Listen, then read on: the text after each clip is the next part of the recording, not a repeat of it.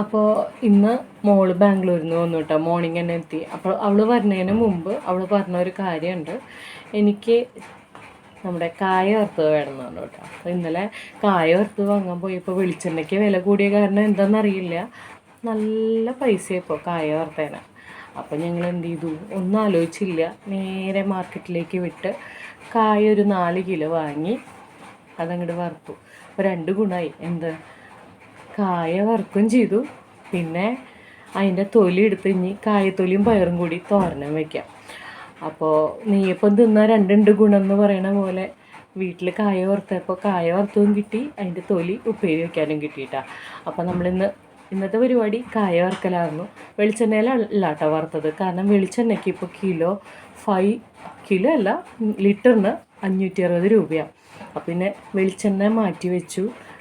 Rice bran ഓയിലാണ് ഞാൻ use ചെയ്തത് കേട്ടോ. ടേസ്റ്റൊന്നും അത്ര മോശമൊന്നുമല്ല, കഴിക്കുകയൊക്കെ ചെയ്യാം. വീട്ടിൽ വറുക്കണതിന് ഒരു പ്രത്യേക ടേസ്റ്റാണല്ലോ.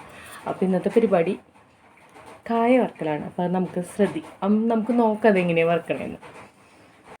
അപ്പോൾ നമ്മളിത് ചൂടായ എണ്ണയിലേക്ക് നേരിട്ടിട്ട് അങ്ങോട്ട് ഇടുന്നുണ്ട്. നമ്മുടെ കായ ഇട്ട് കൊടുക്കുകയാണ് ചെയ്യണം കേട്ടോ.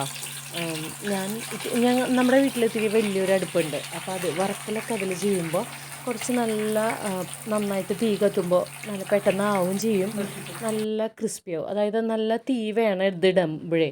അപ്പോൾ ഞാൻ അത് ഇട്ടുകൊണ്ടിരിക്കുകയാണ്, നേരിട്ടാണ് ചെയ്യണേ കേട്ടോ.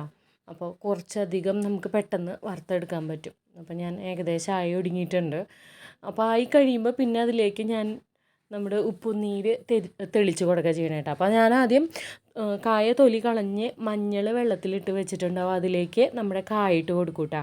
എന്നിട്ട് ഒരു 10 മിനിറ്റ് വെച്ചതിന് ശേഷം അതിൽ നിന്ന് പിന്നെ പുറത്തേക്ക് എടുത്ത് വയ്ക്കുമ്പോൾ ഒരു മഞ്ഞ കളറൊക്കെ കായ്ക്ക് വരും. അതിന് ശേഷമാണ് അത് നല്ല തിളച്ച എണ്ണയിലേക്ക് ഡയറക്റ്റായിട്ട് ഇട്ട് കൊടുക്കണം കേട്ടോ. അങ്ങനെ അത് കഴിഞ്ഞു പിന്നെ ഉപ്പിൻ്റെ നീര് തെളിച്ച് കൊടുക്കുക ചെയ്യണം കേട്ടോ. അത് കഴിഞ്ഞ് നല്ല ക്രിസ്പി ആയിട്ടുള്ള നമ്മുടെ കായ വറുത്ത് കഴിച്ചു.